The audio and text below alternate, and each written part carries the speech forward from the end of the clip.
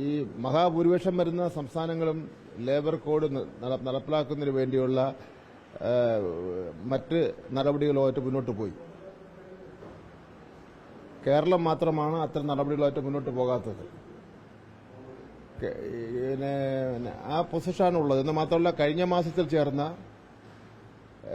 ഓരോ സംസ്ഥാനങ്ങളുടെയും തൊഴിൽ മന്ത്രിമാരുടെ യോഗത്തിൽ കേന്ദ്ര തൊഴിൽ മന്ത്രി വിളിച്ചു ചേർത്ത യോഗമാണ്.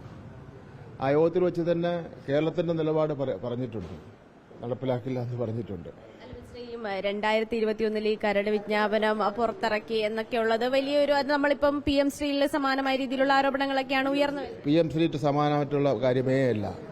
ഇത് കേന്ദ്രത്തിന്റെ സമ്മർദ്ദത്തിന് വഴങ്ങിക്കൊണ്ട് നമ്മൾ അത്തരത്തിൽ ഒരു കരട് വിജ്ഞാപനം പുറത്തിറക്കി, അത് ഈ ട്രേഡ് യൂണിയനുകളുമായൊന്നും ചർച്ച ചെയ്തില്ല എന്നൊക്കെയുള്ള ആരോപണമാണ് അവർ പറയുന്നത്.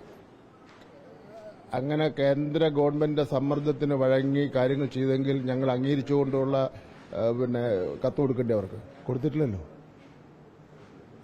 അങ്ങനെ ഒരു നടപടിയും അനുകൂലമായിട്ട് ഒരു നടപടിയും സ്വീകരിച്ചിട്ടില്ലല്ലോ.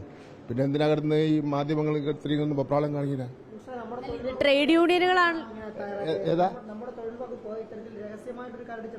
രഹസ്യമായിട്ടൊന്നുമല്ല, പരസ്യമായിട്ട് തയ്യാറാക്കി തന്നെയാണ്. പരസ്യമായിട്ട് തയ്യാറാക്കി കൊണ്ടുവന്ന കരട് ചട്ടം പൊതുജനാഭിപ്രായം തേടുന്നതിന് വേണ്ടി ഞാൻ തന്നെയാണ് ഫയൽ എഴുതിയിട്ടുള്ളത്. നമ്മളെ പൊതുജനാഭിപ്രായം തേടുന്നതിന് വേണ്ടി ഫയൽ എഴുതിയ ശേഷമാണല്ലോ ഈ കോൺഫറൻസ് നടക്കുന്നത്. അതിനുശേഷം എല്ലാ നടപടിക്രമവും നിർത്തിവെച്ചല്ലോ.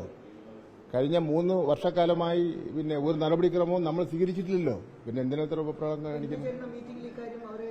അവർക്കെല്ലാം ബോധ്യമാണ്. ബോധ്യപ്പെടാത്തത് നിങ്ങളെപ്പോലുള്ള ചില മാധ്യമ പ്രവർത്തകർക്കാണ്. പ്രതിപക്ഷം ഇതിനെ വളരെ രാഷ്ട്രീയമായാണ്. പ്രതിപക്ഷത്തിന് എന്തെങ്കിലും ബുദ്ധിമുട്ടുണ്ടായിട്ടുണ്ടോ? ഈ കോടതിയായിട്ട് പ്രതിപക്ഷം ഒരു മുദ്രാവാക്യങ്ങളും വിളിച്ചിട്ടുണ്ടോ? പിന്നെ എന്ത് രാഷ്ട്രീയമായിട്ട് നേരിടുന്നത്?